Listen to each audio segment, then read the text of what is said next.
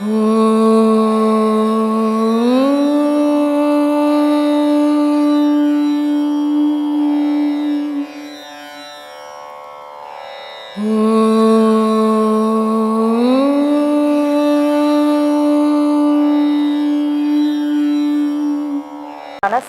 புத்தி, மனம், அகங்காரம் இதை பற்றி கூறுங்கள் சார்.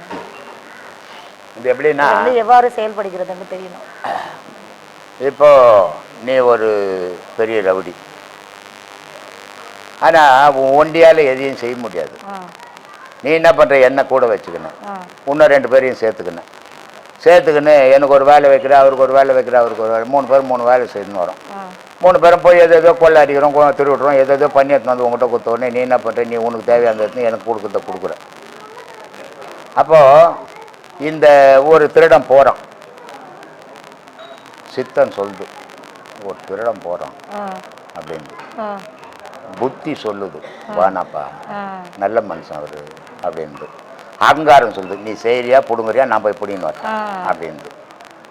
இந்த 3 செயல்களையும் செய்யறதால இந்த மனம் நிரந்தரமாக வாழுது. இந்த 3 பேர் சித்தம், புத்தி, அகங்காரம், இந்த 3 இல்லைன்னா மனத்துக்கு அங்கே வேலை கிடையாது. அப்போது இந்த ஞானத்தில், அதனால தான் ஆன்மீகத்தில் சொல்கிறது அகங்காரத்தை அழிச்சிடு. அகங்காரம் அழிஞ்சா சித்தம் புத்திக்கு வேலை இல்லைங்க. வேலை இல்லாத போது மனம் என்ன பண்ணும், ஐயோ இவ்வளோ நாள் இவ்வளோ அட்டீவ் பண்ணிட்டோம், கண்டம் வந்து நம்மளை வெட்டுவான், நம்மளுக்கு பாதுகாப்பே இல்லை, அது எங்கேருந்து வந்து தான் அங்கே போய் சேர்ந்துடும். அது ஆன்மாவிலேருந்து வந்த பொருள், ஆன்மாவோட இணையும் போது ஆன்மா கடவுளோட இணையம், இதுதான் முக்தி மோட்சம் அப்படின்னு இல்லையா? அந்த மாதிரி இணைக்கணுமா, இதுதான் அதனுடைய செயல். சித்தம், புத்தி, மனம் எங்கே இருக்குதுன்னு யாராலையும் கண்டுபிடிக்க முடியும். அது என்னவா இருக்குதுன்னு யாராலும், இப்போ மூக்கு இருக்குது, கண் இருக்குது, காது இருக்குது, வாய் இருக்குது, வயிற்றில் குடல் இருக்குது, ஈரல் இருக்குது, மண்ணீரல் இருக்குது, கல்லீரல், இவ்வளோ பொருள் இருக்குது. அது இதில் மனம் என்னவா இருக்குது, எவன் கண்டுபிடிச்சான்?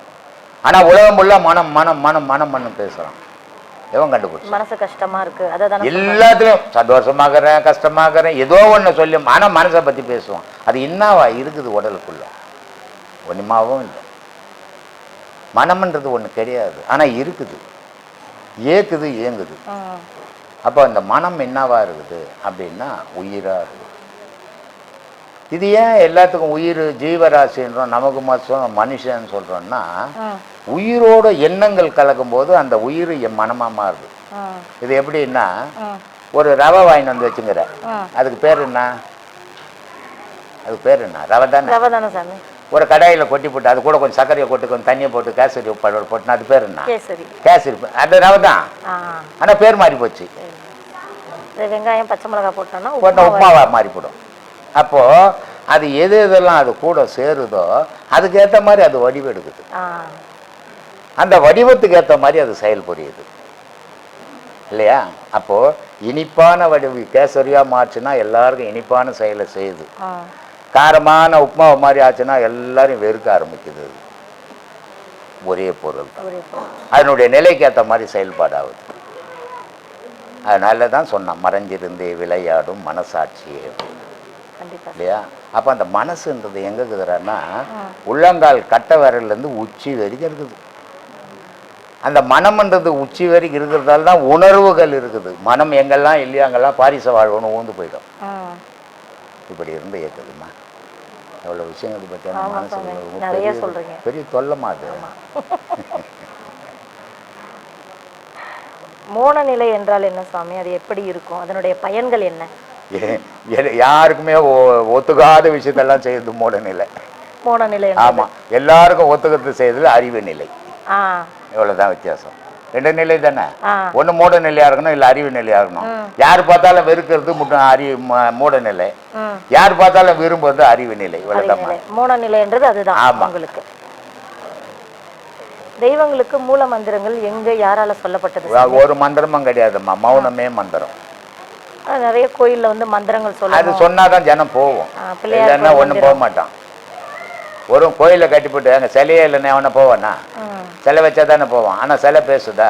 அதை தான் சிவவாக்கியர் சொன்னார், நட்டக்கல்லை சுற்றியே 4 புஷ்பம் சாத்தியே சுற்றி வந்து முனமுனுக்கு மந்திரம் ஏதடா. நட்டக்கல்லும் பேசுமோ நாதன் உள்ள இருக்கேன்னாரு, கடவுள் உனக்குள்ள இருக்குதடா, அது எப்போ அது பேசுச்சாடா, அதுக்கு போய் அந்த கோயிலை சுற்றி சுற்றி மொன மொனான்னு வரிய அந்த மந்திரம் எப்போ சாமியாடா சொல்லி கொடுத்தது உனக்கு அப்படின்னு கேட்குறாரு. சுட்ட சட்டி கறி சுவை அறியுமோன்றார். நட்டக்கல்லை சுற்றின்னு பேசுறது கூட பெரிய விஷயம் இல்லை. ஆனா சுட்ட சட்டி கறி சுவை அறியுமோன்னு கேட்குறாரு. இது என்னடா இது? நம்ம சிந்திச்சு பார்க்கணும். கொசவங்கிட்ட சூளையில வச்சு சுட்ட சட்டிக்குது இல்லை, அதில் தண்ணி ஊற்றினேன்னா அந்த தண்ணி அப்படியே இருக்கும். ஆனால் அந்த சுடாத சட்டி பச்சை சட்டியில் தண்ணி ஊற்றினேன்னா தண்ணியும் இருக்காது, சட்டியும் ஓஞ்சி போடும் இல்லை. அப்போ ஊற்றின தண்ணியை அது இழுக்கிற சக்திக்குது, இதுக்கு இழுக்கிற சக்தி இல்லை. அது மாதிரி உடைச்ச கல்லில் உணர்வு இருக்குதாடான்னு கேட்குறாம்மா. சொல்லிப்பட்டு சொல்கிறான். ஒரு கல் எடுத்துன்னு வரடா, சாமி சிலைன்னு சொல்லிட்டு ஊந்து ஊந்து கும்பிட்ற, இன்னொரு கல்லை வாசிப்படியில் போட்டு நல்லா மழங்க மெரிக்கிறிய, இதில் எந்த கல் நல்ல கல்லுடான்னு கேட்குறான். என்ன பதில் சொல்கிறது? ரொம்ப சிக்கல்மா. அது உள்ளே பூந்துட்டீங்கன்னா மண்டை பிச்சுக்கணும், அப்படி இருக்குது. ரிக்வேதத்தில் ஏதாவது அறிந்து கொள்ள வேண்டிய விஷயங்கள் உள்ளதா சாமி? ஒரு விஷயமும் கிடையாதுமா, எந்த வேதத்துலையும் கிடையாது. உன்னை அறியணும். உன்னை அறிஞ்சால் உனக்கு பலன் உண்டு. ரிக்கு வேதம், இஜர் வேதம், அதர்ம வேதம், எந்த வேதம் அறிஞ்சாலும் உனக்கு ஒரு பயனும் கிடையாது. உன்னை அறிஞ்சால் மட்டுமே உனக்கு பயன். அதனால தான் சொல்கிறேன், எல்லாத்தையும் மறந்துடுங்க, உங்களை தேடுங்கன்றது. கடவுளை கூட தேடாத. கடவுளை பற்றி தெரிஞ்சுக்கணுன்னா முதல்ல நீ யாருன்னு தெரிஞ்சுக்கணும், அப்போ தான் கடவுள் தெரியும். நீ யாருன்னு தெரியாத கடவுளை ஒருபோதும் ஒத்த நாளையும் தெரிஞ்சுக்க முடியாதுன்றது. அதனால எந்த வேதத்தை பற்றினாலும் ஒரு பயணம் கிடையாதுமா. உன்னை பற்றி படிக்கணும், அதான் உனக்கு பயன். என்கிட்ட ஒரு நண்பர் வந்தார். அவர் கம்யூனிஸ்டில் இருந்தவர். அவர் எல்லா இதையும் படிப்பார், ராத்திரி பகல் படிக்கிறது தான் வேலை அவருக்கு. அவர் இட்டுன்னு வந்தாலும் அவர் இட்டுன்னு வர பயப்படுறாரு. ஏன்னா அவ்வளோ குதர்க்கமான கேள்வியெல்லாம் அவர் கேட்பார். அவர் பேர் வேலாயுதம். நான் என்கிட்ட அவர் ஒரு 3 மாதமாக அவர் ஏமாத்திங்கிறார். இட்டும் போகிறேன்னா அவரும் 3 மாதமாக இவர்கிட்ட வந்து போயிடுறாரு. என்கிட்ட அப்புறம் கேட்டார், இது மாதிரி இட்டுன்னு வாப்பான்னு. இல்லை சாமி, அவர் இப்படிலாம் கேட்பார். கேட்கட்டும், எனக்கு தெரிஞ்சால் சொல்கிறேன், இல்லை அவர் எனக்கு சொல்லி கொடுக்குன்னு நான் கேட்டுக்கிறேன். இதில் என்னப்பா குறைஞ்சி போகிறோன்னு. நான் சொல்கிறதால ஒன்றும் உயர போகிறதில்ல, இல்லை நான் கேட்கறதால ஒன்றும் தாழ போகிறதும் இல்லை. நானாக தானே இருக்க போகிறேன். இட்டுன்னு வானேன். அப்புறம் இட்டுன்னு வந்தார். நான் அப்போ வேலைக்கு போயிட்டு வந்து பேண்ட்லாம் கட்டி போட்டு லுங்கி கட்டினுக்கிறேன். அவர் என்ன நினச்சினார், குருவுக்கு எடுப்பு இது, பெஞ்செல்லாம் எடுத்து போட்டு உட்காருன்னேன். அதனால இது குருவுக்கு எடுப்பு போட்டுருக்குது, பெஞ்செல்லாம் எடுத்து போடுறதுன்ட்டு நான் சின்ன உட்காந்துக்கிறாரு. அவர் அப்புறம் உட்காந்து என்னப்பா விஷயம் சொல்லுப்பானோன்னு, குரு எங்கேயான்னு கேட்குறாரு. இவர் தான் குரு, என்ன லுங்கி இங்கே கட்டிங்கிறாரு அப்படின்னு அவருக்கு சந்தேகம் வந்துச்சு. அப்புறம் நான் கேட்டேன், என்னப்பா விஷயம்னு. இல்லை சாமி, நான் எல்லாத்தையும் படித்தேன், நான் இதை படித்தேன் அதை படித்தேன்னு. ரொம்ப சந்தோஷம்பா, எல்லாத்தையும் படித்தேன். உன்னை பற்றி எவ்வளோப்பா படித்தேன். என்னை பற்றி என்ன, உன்னை பற்றி படிக்காத உலகத்துலாம் படித்து உனக்குன்னே வரும்னு. அன்றைக்கி காலையில் வந்து ஆசீர்வாதம் வாங்கினார். அவர் தான் புக்கு எழுதின, ஒரு சரம்பாத்தால் பரம்பாக்கலாம் புக்கை. ஏன்னா சில பேர் என்ன நினச்சிப்பாங்கன்னா, நான் எல்லாத்தையும் படிச்சுட்டேங்க. படித்தா என்னடா வரும்? சர்ச்சில் போய் பைபிள் படிக்கிறான், என்ன வரும்? கடவுளை பற்றி இருக்கிறத படிச்சுட்டு வருவேன்.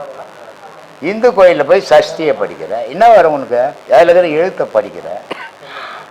இது படிக்கிறதால ஒன்றும் வராது, உனக்குள்ள தேடுறதால தான் எல்லாம் வரும். அதனால் உன்னை தேட தெரிஞ்சுக்கும் முதல்ல, அதான் உனக்கு சாத்தியம். சொல்லுமா. உபனிஷதம்னா என்ன சுவாமி? உபனிஷதம்னா இதை இப்போ சொல்லி கொடுக்குறேன் இல்லையா, தீட்சை, உபதேசம், உபனிஷதம், காலட்சேபம் அப்படின்னு சொல்கிறாங்கல்ல, அந்த மாதிரி உபநிஷதம்னா சொல்லி கொடுக்குறது. காலட்சேபம்னா மறைமுகமாக சொல்லாமல் பகிரங்கமாக கடவுளை பற்றி பப்ளிக்கில் பேசுறது. தீட்சை, உபதேசம் அப்படின்றது இது ரெண்டுமே மறைமுகமாக சொல்லி கொடுக்குறது. கடவுளை அறியறதுக்கு அந்த வழியை மறைமுகமாக சொல்லி கொடுக்குறது தீட்சை. தீட்சையில் பல நயன தீட்சை, நாசி தீட்சை அப்படின்னு பல விதமான தீட்சைகள். அந்த தீட்சைகள், உபதேசங்கள் அந்த மாதிரி மறைமுகமாக கொடுக்குறது அது கடவுளுக்கு. மீதியெல்லாம் வந்து பப்ளிக்கில் கடவுளை பற்றி பேசுறது. சொல்லுமா. நீங்கள் யார்கிட்டயாவது தீட்சை வாங்கியிருக்கீங்களா சாமி? உபதேசம் நடந்திருக்கு? இப்போ கூட ஒருத்தர் கேட்டார், உன் குரு யாருன்னு. என் குருவை பற்றி தெரிஞ்சு நீ என்ன பண்ண போற? சொல்கிறேன் போறியான்னு கேட்டேன். ஏன்னு சொன்னால், என்னுடைய குருமார்கள் இருந்தாங்க 2 பேர், 2 குரு எனக்கு. 2 பேருமே இல்லை, இறந்துட்டாங்க. ஆனால் அவங்க 2 பேருமே பேசாதவங்க. ஒருத்தர் மௌன குரு, ஒருத்தர் வந்து வார்த்தையே பேச மாட்டார், பேசுவார் அவர். ஆனால் ஆன்மீகத்தை பற்றி யாருக்கிட்டுமே எதையுமே பேச மாட்டார். பொதிகை மலையாருன்னுட்டு இவங்க 2 பேர் எனக்கு குருமார்கள். பொதிகை மலையார், திருநெல்வேலிக்காரர். சொல்லுமா. இது வந்து யாகம் செய்யும்போது குடத்துல வந்து நீர் வச்சு பூஜை பண்றாங்க இல்லைங்களா, அது எதனால சார்? குளத்துல கூட போய் தண்ணி அடிக்கிறாங்கல்ல, எல்லாம் ஆனா பர்டிகுலரா அந்த குடத்துல நிறைய குடத்துல எடுத்துட்டு வந்து செய்யணும் அப்படின்னு சொல்றாங்க இல்லைங்களா? இதெல்லாம் சாங்கியங்கம்மா, மன சாந்திக்கு பண்றது. இதெல்லாம் தெய்வத்துக்கு பண்ண முடியாது. நான் கேட்டேன், அமாவாசை வருது, திதி வருது, இங்கே எல்லாம் அப்பா அம்மாவுக்கு ஐயரை வர வச்சு எல்லாம் செய்து நல்லா சாப்பாடு எள்ளுலாம் கலந்து பிண்டம் பிடிச்சி எடுத்து போய் வைக்கிறாங்க. அது ஏதோ காக்கா துண்டு தண்ணியில் கரைக்கிறாங்க. செத்தவங்க ஒரு ஊருக்குள்ளே ஒரு அட்ரஸ் சரியாக தெரியல, ஒருத்தரை கண்டுபிடிக்க முடியல. செத்தவங்க நான் இந்த ஊரில் இருக்கிறேன், இந்த இடத்துல இருக்கிறேன்னு எதனா அட்ரஸ் அனுப்பிச்சிருந்தா நம்ம பிண்டம் அனுப்பிச்சா போவோம். ஆனால் அது இன்னும் கூட என்ன, ஒரு வருஷத்துக்கு ஒரு இடத்து தானே பசி எடுக்கும் அவங்களுக்கு. டெய்லி நீ மட்டும் சாப்பிட்ற, அவங்களுக்கு மட்டும் ஒரு வருஷத்துக்கு விடும். என்ன சாமி இப்படி கேட்குறது? பின்ன எப்படியா இதெல்லாம் பப்ளிக்கில் என்ன கேட்காது, இதெல்லாம் மறைமுகமாக கேள்வி சொல்கிறேன். ஏன்னா இது உனக்கு தொழில். அதே நேரத்தில் இது செய்யணும். ஏன்னா இது செய்யலைன்னா உன்னுடைய வம்சத்துக்கு உன் தாத்தா யார், உன் ஆயா யார், உன் சன்னதி யாருன்னு தெரியாமல் போயிடும். அதனால் இதெல்லாம் அவசியம் செய்யணும். ஆனால் இது செத்தவனுக்கும் இதுக்கும் சம்பந்தமே கிடையாது அப்படின்னு சொன்னேன் நான். அது மாதிரி இதெல்லாம் இந்த தண்ணி அடிக்கிறது, வேப்பல் அடிக்கிறது, இதெல்லாம் மனசாந்திக்கு பண்ணுற விஷயம் அது. ஆனால் இதனால் ஒரு பலனும் கிடையாது. குளத்தில் போய் இறங்கினேன், தண்ணியை கையில் தப்பு இறங்கிட்டு நல்லா முழுகிட்டு போயேன். அது என்ன சொல்லி சொல்லி தலையில் இறச்சிக்கினா வந்துருமா? ஆகாயத்துலேருந்து வராது இல்லை, அதே தண்ணி தான், அதே தண்ணியில் தான் ஊது. அதனால் இதெல்லாம் வந்து அவனுடைய திருப்திக்கு பண்ணுறது. அந்த கடல்ல முழுகிட்டு வர்றது எல்லாம் நீ எங்கே போய் கடல்ல போய் முழுகிட்டு வந்து குளிக்காத வீட்டில் இருப்பாங்களா? குளிக்காத கடல்ல முழுகினேன், சரி இதோட நான் குளிக்க மாட்டேங்க அப்படின்னு சொல்லிடு. கடல்ல முழுகிட்டு வந்து உடனே குழாயில் உப்பு அரிக்குதுன்னு ஊற்றிக்கிறீ, அப்புறம் கடல்ல மூணான்னா நீ ஏட்டில் மூணான்னா. இது மனசனுடைய திருப்திக்காக செய்யப்படுறதுமா. இது நிஜத்துக்கும் சம்பந்தமே கிடையாது. சொல்லு. இது எந்திரம் மந்திரம் இவைகளை விக்கிரகத்திற்கு வைப்பது ஏன் சுவாமி? சக்தியை உருவாக்குறதுக்குமா. இப்போ ஒரு சொல்லு இருக்குது, அந்த சொல்லு வந்து இப்போ சினிமாவில் எல்லாம் மந்திரம் சொல்லுவாங்க. விட்டலாச்சாரியார் படம் பார்த்தீங்கன்னா தெரியும், நிறைய மந்திர வார்த்தைங்க இருக்கும். ஆனால் அந்த படத்தில் இந்த பண்ண மந்திர நடிகர் வந்து வெளியே வந்து மந்திரம் சொன்ன பலிக்காது. சினிமாவுக்கு தான் பலிக்கும், வெளியே வந்து சொன்ன பலிக்காது. ஏன்னா அவர் அந்த ஒரு வாட்டி தான் சொன்னார், அதனால பலிக்காது. ஆனால் ஒரு வார்த்தையை 1,00,000 வாட்டி திருப்பி திருப்பி திருப்பி திருப்பி சொன்னீங்கன்னாக்கா அந்த சொல்லுக்கு ஒரு சக்தி பிறக்கும். அதான் மந்திரம். மனம் வந்து தொடச்ச எந்திரம் மாதிரி ஆயிடணும். அதுக்கு தான் மந்திரம்ன்றது. அதுக்கு தான் சொன்னான், இது கூட அறிவை கலக்கணும். அதனால சொல்றோம் மந்திரம் கால் மதி முக்கால். மந்திரம் கால் இருக்குதுல, கூட அறிவையும் சேர்க்கணும். முக்கால் சேர்ந்தாதான் அது முழுமையாக பெற முடியும் அப்படின்னா. அதனால மந்திரம் எந்திரம் இதெல்லாம் நிஜம். ஆனால் செய்யறவனை பொறுத்து இருக்குது. அது எல்லாரும் நான் போய் மந்திரம் பண்றேங்கன்னா பலிக்காது, நீ போய் எந்திரம் எழுதுறங்கன்னா பலிக்காது இல்லையா? இப்போ பொம்பளைங்க வீட்டுங்களில் பார்த்தீங்கன்னா பெரியவங்க தெரியும், ஒரு சுளுக்கு பிடிச்சிக்கிச்சு, எங்கேயோ ஒரு இடுப்பு பிடிச்சிக்கிச்சு, இல்லை காலு சுளுக்கு பிடிச்சிக்கிச்சு, டாக்டர்கிட்ட போனால் ஒரு 5000 ரூபாய் வைக்கணும் அவர்கிட்ட பச்சா இல்லையா? அவர் எக்ஸ்ரே எடுன்னுவார், அவர் ஊசி போடுவார், மாத்திரை எழுதுவார், அப்புறம் ஸ்கேன் எடுன்னுவார். இதெல்லாம் சொல்லி மொத்தம் ஒரு 10,000 ரூபாய் வச்சுட்டு இது உள்ளூர் சதை பரண்டு போட்டு பண்ணுவார். ஆனால் வீட்டில் இருக்கிற மூதாட்டிங்க சும்மா காலில் அப்படி தடவுவாங்க, தடவுனா நல்லாயிடும். ஆனால் அந்த மூதாட்டி தடவுனா நல்லாயிடும், நான் போய் தடவுனா இருக்கிற காலம் போடும். இது சில அமைப்பு பிறப்பினுடைய அமைப்பால இயற்கையில் அது நடக்குது.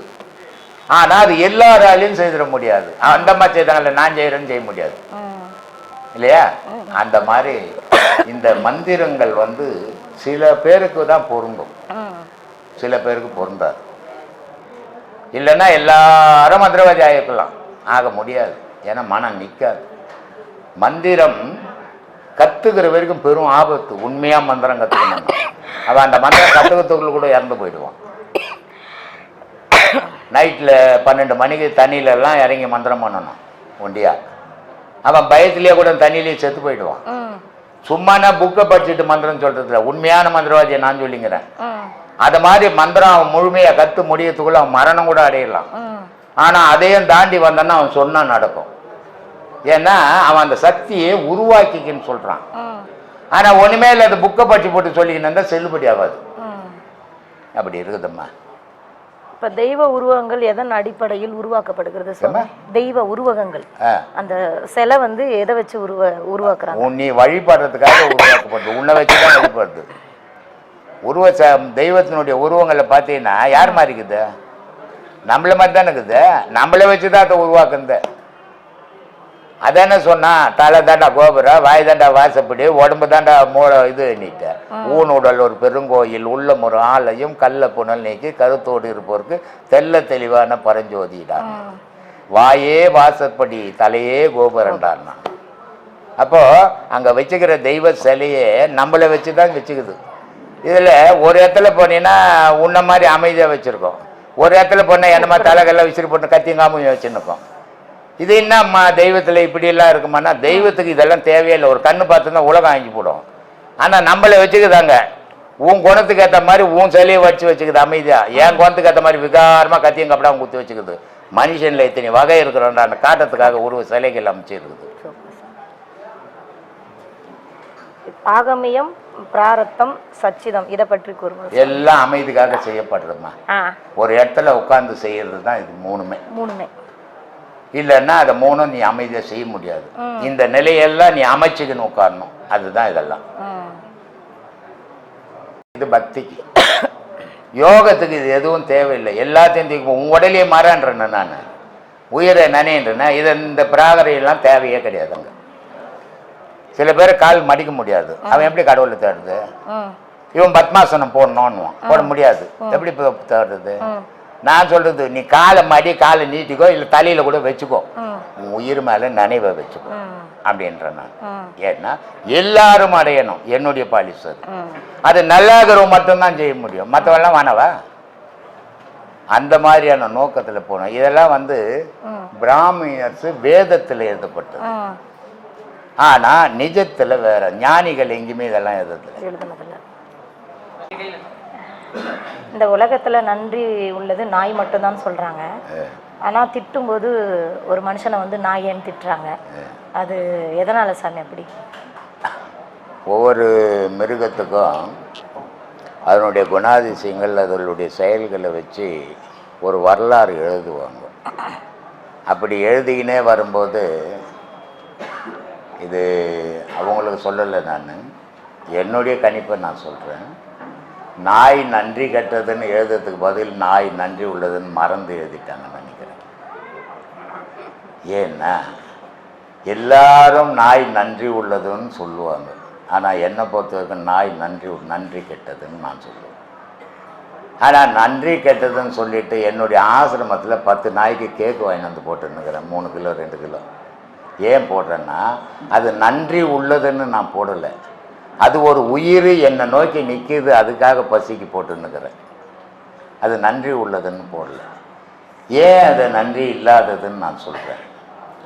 ஒரு பெரிய வெக்கா வாங்கி ஒரு ரோட்டில் நடு ரோட்டில் பிரித்து விட்டீங்கன்னா 50 மாடு ஒன்றா உட்காந்து சாப்பிடும். ஒன்றா உட்காந்து சாப்பிடும். ஒரு பொடி அரிசி அள்ளி போட்டீங்கன்னா 10 குருவிகள் ஒன்றா உட்காந்து சாப்பிடும் இல்லையா? ஒரு பொடி சாதம் வச்சீங்கன்னா 10 காக்கா ஒன்றா சாப்பிடும். ஆனால் ஒரு பொடி சாதத்தை வச்சீங்கன்னா தன்னால் சாப்பிட முடியலன்னாலும், தன்னால் சாப்பிட முடியலன்னாலும் தான் குட்டிக்கு கூட விடாது. இப்போ மனிதனை நன்றி கெட்டவன் மனுஷன் சொல்லிங்கிறான், அவன் அறியாமையில் இருக்கிறான்னு நான் சொல்லுவேன். ஏன் சொல்கிறேன்னா, இப்போ நீங்கள் எந்த ஊரோ, நான் எந்த ஊரோ, நீங்கள் ஒரு ஊரில் இருக்கிறீங்க, நான் ஏதோ தற்செயலாக அந்த ஊருக்கு வரேன், என்னை பார்த்துட்டீங்க, நீங்கள் நன்றி கெட்ட மனுஷன் தானே. என்னப்பா பண்ணுறீங்க மைக்கெல்லாம்? அப்போது நீங்கள் நன்றி கெட்டவன் தானே. என்னை பார்த்தா பார்க்காத மாதிரி தானே போனோம். ஆனால் நீங்கள் என்ன பண்ணுறீங்க, சாமி வாங்க சாமி, சாப்பிடுங்க சாமி, டீ சாப்பிடுங்க, காஃபி சாப்பிடுங்க, சாப்பாடு சாப்பிடுங்கன்றீங்க. ஆனால் உங்களை நன்றி கெட்டவன்றான். மனித இனத்தோட மனித இனம் சேர்றவனையே நன்றி கெட்டவன் சொல்லிட்டு தன்னுடைய இனத்தையே சேர்க்காத நாயே நன்றி உள்ளதுன்றான். இது இந்த பாரிஸ் பக்கம்லாம் போனீங்கன்னா ஒவ்வொரு கடை வாசப்படியிலையும் ஒவ்வொரு வாட்ச்மேன் உட்காந்துப்பான். இவன் எப்படிடா நன்றி கேட்டதுன்னா, எவ்வளோ நாள் ஆனாலும் நான் வந்தால் இதுக்கு வால் ஆட்டுதுங்கண்ணா. நன்றி உள்ளதாண்டா எல்லா மனுஷன் திருடம் வந்தால் கூட வால் ஆட்டணும் இல்லையா? அது அப்படி ஆட்டுறது இல்லை, போட்டவனுக்கு மட்டும்தான் வால் ஆட்டின்னுக்குது இல்லை? பாரிஸ் பக்கம் போனால் ஒவ்வொரு கடை வாசப்படிலையும் ஒவ்வொரு வாட்ச்மேன் உட்காந்துப்பான். ரோட்டில் போகிறவனெல்லாம் சாமி வா சார் அந்த ஹோட்டலுக்குன்னு கூப்பிடுவான். அந்த ஓனர் சரியான சம்பளம் கொடுக்கலன்னா நாளைக்கு பார்த்தீங்கன்னா பக்கத்து ஹோட்டலில் உட்காந்து கூட்டினுப்பான் அதே வாட்ச்மேன் இல்லை? அவனும் தான் கூப்பிட்டான். அப்போ அவன் நன்றி இல்லாதவனா? அது மாதிரி நீ சாம்பார் சாதம் தயிர் சாதம் போட்டீங்கன்னா பக்கத்து வீட்டில் இருக்கிறவன் எதிர் வீட்டில் இருக்கிறவன் நல்லா எலும்பு போட்டான்னா உன் வீட்டில் படுக்காது, நீ வளர்த்த நாய் அவன் வீட்டாண்ட போய் பார்த்துன்னுக்கும். அது எப்படி நன்றி உள்ளது? கூலிக்கு மாரடிக்கிற ஒரே ஒரு ஜென்மம் எதிரானா நாய் மட்டும்தான். 10,000 ரூபாய் கொடுத்து ஒரு பசுமாடு வாங்கின்னு வந்தீங்கன்னா ஒரு 10 மாசம் பொறுத்து அந்த 10,000 பால் கறந்து உனக்கு துட்டா கொடுத்துட்டோம். அது கண்ணுக்குட்டியும் ஒன்று உற்பத்தி ஆக்கிடும். 10,000 வாங்கினோட மாடு உனக்கு துட்டும் கொடுத்துடுச்சு, 20,000 மிச்சமாக நிற்கும். 50 ரூபா கொடுத்து ஒரு கோழி வாங்கிட்டு வந்ததுன்னா 2 மாசத்துல உனக்கு 50 ரூபா முட்டையும் வச்சு போடுவான், 50 ரூபா கோழியும் மிச்சமாயிடும். ஆனா இந்த நாய் 5,000 ரூபாய் கொடுத்து வச்சு வாங்கிட்டு வந்து கட்டி அதுக்கு சோத்தை போட்டு வளர்த்தீங்கன்னா பக்கத்து வீட்டுக்காரனை கட்சி போட்டு உன்னை வீட்டுக்காட்டிலே வந்து சாத்துவாங்க. இது நன்றி கெட்டதுன்றான். இது என்னன்னா மனுஷன் ஆதி மனிதனா போய்கினுக்குறான்னு அர்த்தம். நாயை வாசல்ல கட்டுவான், மனுஷன் பெட்ல படுப்பான். இது ஒரு காலம் இல்லையா? இப்ப நாயை பெட்ல படுக்க வச்சுட்டு மனுஷன் தரையில ஒண்ணு கிடக்குறான். இது ஒரு காலம் இல்ல? இது அவன் விருப்பம். இருந்தாலும் இதுதான் நன்றி உள்ளது உலகத்துலன்னு சொல்றது முட்டாள்தனம். ஒரு கோழி வளர்த்தீங்கன்னா ஒரு புள்ளா போய் மேயுது, எங்க மேயுது, நீ ஒன்னும் தீனி போடல, ஆனா முட்டை மட்டும் உன் வீட்டுல தான் வந்து வைக்குது இல்ல? மாடு வாங்கி வளர்த்தீங்கன்னா ஊரெல்லாம் போய் மேயுது, எந்த வீட்லயும் போய் பால் கறல, உன் வீட்டுல தான் வந்து பால் கறக்குது. அப்போ அதுக்கு எவ்வளவு புத்தி இருக்குது, எவ்வளவு விசுவாசத்தோட இருக்குது நம்ம முதலாளிக்குன்னு. இது ஊரெல்லாம் போய் வம்பு வச்சுன்னு வந்து உன்னை உதப்பட வச்சு ஸ்டேஷன்ல வச்சு போய் விட்டுறது. புலி சிங்கம் கச்சா கூட பணத்தை வீட்டுக்கு கொடுப்பான், இது கட்சின்னா பணம் கூட வீட்டுக்கு கொடுக்க மாட்டான், நேரத்தில் சுடுகாட்டில் போட்டு போச்சிடுவான். இது நன்றி உள்ளதான். கூலிக்கு மாரடிக்கிற ஜென்மம் அது. என்ன மனுஷனை நன்றி கட்டுவான்றான். கேட்டா அது எந்த நேரத்துலயும் உனக்கு வாழாட்டுங்க. ஏன்டா மனுஷன் தண்ணியில வந்தா மனுஷன் குச்சி காப்பாத்துறான், அவனை விட நன்றி உள்ளது இது. இது தன்னையே தான் ஏளனமா பேசிக்கின்னு அடுத்ததை உயர்த்தி பேசுற விஷயம் அது. தன்னுடைய இனத்தை ஏளனமா பேசுறான். இவ்வளோ சோறு வச்சுட்டு பாரு, அதால தொண்ணவே முடியாது. அந்த சோத்து காவல் படுத்தவங்க அந்த நாயை விடாது, அது சாப்பிடும். அப்புறம் தான் இனத்தையே விடாத நீ என்ன நன்றி உள்ள பெரியா நீ சொல்லு? அதனால தப்பா எழுதிட்டாங்கம்மா, அதை போதையில எழுதிட்டாங்க. இந்த ஹிஸ்டரி எழுதினே வரும்போது ஓவர் போதை நாய் நன்றி கட்டுன்னு போது நாய் நன்றி உள்ளன்னு தப்பா எழுதிட்டான். சொல்லு. இப்போ அந்த இப்போ நாய் பைரவரா ஒரு சில பேர் கும்பிடுறாங்க இல்லையா, பல்லியா கூட வச்சுக்கிறாங்கல்ல. போய் பல்லி நம்ம வீட்டில் வந்துச்சுன்னா தலையில் ஜோசியம் பார்த்துன்னு உட்காந்து பல்லி வந்துங்க, நல்லதுக்கு பல்லி போயிட்டு வா பல்லின்னு சொல்லுமா சொல்கிறோம். ஆனால் அதுவே ஒரு அக்ஷய திருதி அன்னைக்கு பல்லி பார்த்துட்டு அது மேலே குங்குமம் தெளிக்கணும் அப்படின்னு சொல்கிறாங்க. அந்த மீதி நாளில் ஓன்றா ஜோசியம் கிட்ட ஓடுற செத்து மடியில் வந்து போச்சுன்ட்டு அது என்ன? அது சிங்கம் வச்சுக்குது, அதை போய் காட்டில் போய் கும்பிட்டு வரலாமே. இப்போ புளி குங்குமஞ்சாலாம் வச்சு சிங்கம் கோயிலில் வச்சுக்குது சிங்கம், உனக்கு குங்குமஞ்சால் வச்சு கும்பிடுவோமா? இதெல்லாம் ஆதியில அதனுடைய பொருள் என்னான்னு பார்க்கணுமா? குரங்கு சிலை வச்சிருப்பான், சிங்கம் வச்சிருப்பான், புலி வச்சிருப்பான், பூனை வச்சிருப்பான், மீன் வச்சிருப்பான், பல்லி வச்சிருப்பான். இதெல்லாம் கோவில்ல சிலையா வடிச்சு வச்சது முட்டாள்தனமா அறிவாளித்தனமான அறிவாளித்தனம். ஆனா அந்த அறிவாளித்தனத்தை நம்மளால புரிஞ்சிக்க முடியாதால நம்ம முட்டாள்தனம்னு நினைச்சுக்கிறோம். இறைவன் உலகத்துல உள்ள உயிரினங்கள்ல அனைத்திலையும் இறைவன் இருக்கிறான். எதுவுத்த விடவும் நீ உயர்ந்தவன் இல்லவே, உன்னை விட எதுவும் தாழ்ந்தது இல்லை. எல்லாத்தையும் ஒரே மாதிரி நினைக்கக்கூடிய தெய்வ வழிபாட்டுகிற மனப்பக்குவம் வேணும். அதனாலதான் கோவில் அத்தனை உருவங்களையும் வச்சுக்குது. அதனால வீட்டுல இருந்த பெட்ல படுக்க வச்சுக்க முடியாது. ஒரு நல்ல பாம்பு நாகம்மா, நல்ல நாகம்மா, 2 முட்டை போடுற நாகம்மா, ஒரு லிட்டர் பால் ஊத்துறவங்க நாகம்மான்னு ஊத்துற அந்த நாகம்மா வீட்டுக்கு வந்தா நல்ல நாகம்மா அந்த குண்டான்ல குடிச்சிட்டு போன்னு சொல்லுவிய, கொம்பேத்துக்கு தெரியுறிய. பரிதாபம்னு ஒண்ணு இருக்குது, பயம்னு ஒண்ணு இருக்குது இல்லையா? அப்போ பயம் வரும்போது வரும்போது அதை அடிச்சிடுவேன், பர்தா பண்ணும்போது அது கொடுத்துடுவேன். இது மாதிரி இந்த உயிரினங்களை கோவில்ல அடையாளமா வடிச்சது இறைவனுடைய ஏக்கம் இருக்குதுன்றதுக்கு தான் வடிச்சு வச்சுக்குது. தவிர நாய் வச்சுக்குது, அது கோவிலுக்கு அது காவலுக்கு பைரவர். ஊரா கோயிலில் இருக்கிற வாட்ச்மேன் ஆச்சு போட்டுறேன், எந்த பைரவரும் போய் பிடிக்கல இது வரைக்கும். போலீஸை பிடிக்க முடியலையே. அப்புறம் பைரவர் எங்க கல்லுல தான் இருப்பார் பைரவர், நிஜத்தில் வரமாட்டார் பைரவர். அதனால இதெல்லாம் ஆதியில கற்பனையில இந்த விளக்கங்கள் மனுஷனுக்கு சொல்ல முடியாதுன்றதுக்காக உருவங்களை படைச்சாங்க. மனிதன் என்ன கூட கேட்டாங்க, குரங்குல இருந்து மனிதன் வந்தது விஞ்ஞானம் சொல்ல, குரங்கு எங்கிருந்து வந்ததுன்னு கேட்டேன் இல்லையா. நான் குரங்குல இருந்து வந்தேம்மா, குரங்கு எங்கிருந்து வந்த, அது எதுலேருந்து ஒன்றுல வந்தது, அது எங்கிருந்து வந்தது. இதுக்கு என்ன காரணம்? ஆதியில பார்த்தோன்னா மனுஷன் குரங்கு மாதிரி தான் இருப்பான். முடியுமா உடம்பெல்லாம் முடியுமா, துணி இல்லாத குரங்கு மனித குரங்கு மீச்சு பார்க்கல, அதே மாதிரி தான் மனுஷன் தான். அதனால இவன் குரங்குல இருந்து வந்துட்டான்ட்டான். சரி, அப்ப குரங்குல இருந்து வந்து இப்ப குரங்கு இருக்குது, குட்டி போட்டான் மனுஷன் குட்டிய போடாது. குரங்கு குரங்காவே தான் இருக்கும், மனுஷன் மனுஷனாவே தான். என்ன ஒண்ணு, மனுஷன் பரிமாண வளர்ச்சி அடைஞ்சு தன்னை சீர் பண்ணிக்கணும். மற்றதெல்லாம் பிறந்த மாதிரியே இருக்குது. அதனால பிறந்த மாதிரியே இருக்குது. பூனை புலி செத்து போச்சுன்னா புலி செத்து போச்சு, பூனை செத்து போச்சு பூனை செத்து போச்சு, எலி செத்து போச்சு, மஞ்சள் செத்து போனா மஞ்சள் செத்து போட்டான், போனா ஏன் அப்படின்வான். ஏன்னா இவன் முன்னேறிட்டான், அதனால என் பேரை மாத்திக்கணும். அதனால இந்த உருவங்கள்லாம் எந்த பைரவரும் வந்து யாரையும் காப்பாற்ற உனக்குள்ளகிற உயிர் தான் உன்னை காப்பாற்ற. அதை பார்த்து பத்திரமா பார்த்துக்கோ. அதை விட்டுப்பட்டு பைரவர் வராரு, எலி வராரு, புலி வராருன்னு நினைக்காதீங்க. சொல்லுங்க. இப்போ நம்ம மேல இருக்கிற குறைய வச்சுக்கிட்டு மற்றவங்களை வந்து குறை சொல்றாங்களே சாமி, அவங்களுக்கு என்ன விளக்கம் கொடுக்குறீங்க? இல்லை, அவங்கள திருத்தவே முடியாதும்மா. ஏன்னா அவங்க தன்னுடைய இந்த கிராமத்தில் போனீங்கன்னா ஒவ்வொரு வீட்லையும் பெரிய பெரிய திண்ணை இருக்கும். திண்ணை மேலே ஏந்து நடக்க முடியாது, தடி வச்சு தாத்தா உட்காந்துப்பாரு. தாத்தா என்ன பண்ணுறது தாத்தா, எப்படி தாத்தாக்குன்னா, நல்லா இருக்கிறேன் சும்மா இருக்கிறேன்னு வரும். அவர் சும்மா இருக்க மாட்டாரு. அந்த முன்சாமி வீட்டில் என்ன பண்ணாவேன், கோயின்சாமி வீட்டில் என்ன பண்ண, அதுதான் யோசிச்சுன்னு அவர்கிட்ட கேட்டீங்கன்னா அந்த தெருவில் இருக்கிற வீட்டு கதை மொத்தத்தையும் சொல்லுவார். ஆனால் அவர் வீட்டு கதை மட்டும் அவருக்கு தெரியாது. அது மாதிரி எப்போ ஒருத்தன் ஊரையே பார்த்து குறை சொல்லிங்கிறானோ அவன் வீடு ஒத்த பைசாவுக்கு உதவாத வீடுன்னு முடிவு பண்ணிக்கணும். ஆனால் அவனை திருத்தலான்னு முயற்சி பண்ணாதீங்க, உங்களையும் சேர்த்து கற்றுருவான். அதனால அவன் கூட சேராதீங்க. துஷ்டனை கண்டா தூரம் இருந்த மாதிரி அந்த மாதிரி தூரம் இருங்க. அவங்கள திருத்திடலாம், பாவம் நல்லவங்க அப்படின்னு போகாது. நல்லவங்களா இருந்தால் ஊரை அவங்க வர சொல்கிறாங்க. அதனால அந்த மாதிரி அவங்களை பார்த்தாவே ஒரு அடி விட்டு திருப்பி போயிடுங்க. நல்லது உங்களுக்கு, எல்லாருக்குமே நல்லது. ஆமா, அப்படி போறவங்களுக்கு அவங்களுக்கு இல்ல, திருப்பின்னு போறவங்களுக்கு நல்லது. தாய்க்கு தலைப்பிள்ளையும் தகப்பனுக்கு கடைசி பிள்ளையும் என்கிற பழமொழி எதனால உருவானதா சாமி?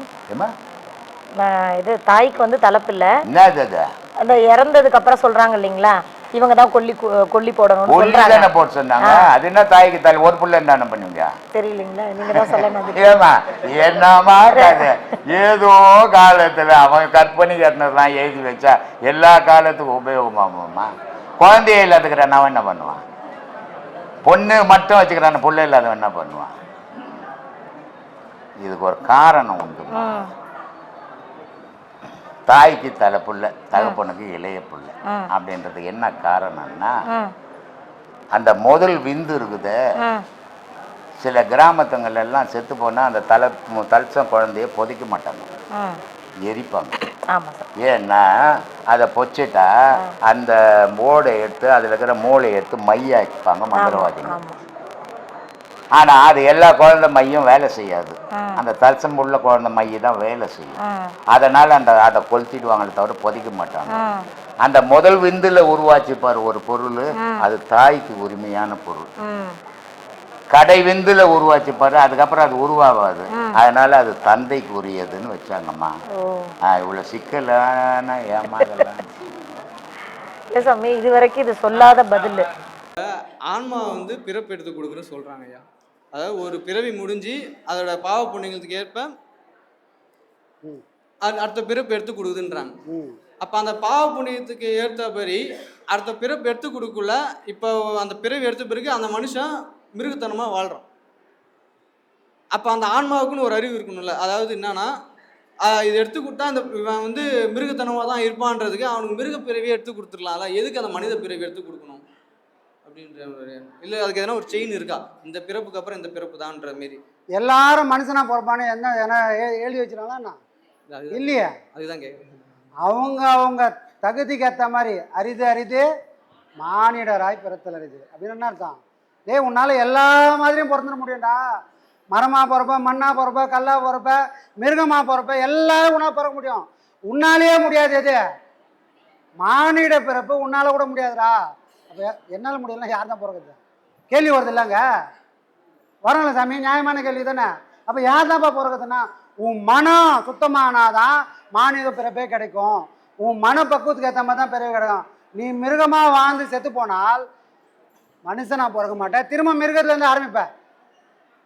அப்போது இங்கே பிறவி எடுக்கிறதே எதுன்னு சொன்னால் மனம் வந்து பக்குவம் அடையிறதுக்காக தான் இறைவன் பிறவியை கொடுக்குறானே தவிர, மனம் பக்குவம் அடைஞ்சிட்டா ஆன்மா இங்கே பிறக்க வேண்டிய வேலையே கிடையாது. இப்போ ஆன்மான்றது பிறவி எடுக்க வேண்டிய அவசியம் இல்லை, அதுக்கு அறிவு இல்லாமல் இருக்குது. தான் தான் இறைவன்றத அது மறந்து போக கணக்குது. மறந்த வடிவத்தில் அது ஆன்மாவாக இருக்குது, உணர்ந்த வடிவத்தில் அது இறைவனாக மாறுது. புரியுதா? அப்போ இறைவன் பார்க்குறான், டே நீ இறைவன்றதை நீயே மறந்துட்டிருக்கிறியாடா அப்படின்னு என்ன பண்ணுறான், உனக்கு கொடுக்கணுன்னா ஒரு கீ கொடுக்குறேன்னு என்ன பண்ணுறான், மனசை கொடுக்குறான். மனசு வந்தவுடனே நான் இறைவனை மறந்து நான் மனுஷனுக்கு வந்து அனுபவத்தை தொடங்குறான். அனுபவம் யாருக்கு வருது? ஆன்மாக்கா வருது அனுபவம். இங்கே ஆன்மாவை பயணம் பண்ணுது, அது பாட்டு சிவனே அனுபவம் ஒரு இடத்துல. இங்கே வேலை செய்யறதுலாம் யாரு? மனம். அடி வாங்குறது யாரும் மனம், புரிஞ்சுக்கிறது யாரும் மனம், எல்லாம் மனம். அப்போ பக்குவப்படுறது யாரு? அதே மனம்தான். பக்குவப்பட்ட மனம் செயலற்று போய் தனக்குள்ளே இருக்கிற அந்த ஆன்மாவில் போய் ஒடுங்கிச்சுன்னா அது ஆன்மா பிறவி எடுக்காது. இது என்றைக்குமே பக்குவப்படாமல் ஆன்மா கூடயும் போய் சேர முடியாமல் இது பிழைக்கிறது இல்லாமல் ஆன்மா வச்சு பிறவி எடுக்குது. மனுஷ பிறவி மட்டும்தான் இல்லை சாமி, மாடாக பிறக்கும், நாயாக பிறக்கும். அது தகுதிக்கு ஏற்ற மாதிரி அதோட செயலுக்கு ஏற்ற மாதிரி பிறவிகள் அமையும். புரியுதா? இதுதான் சாமி.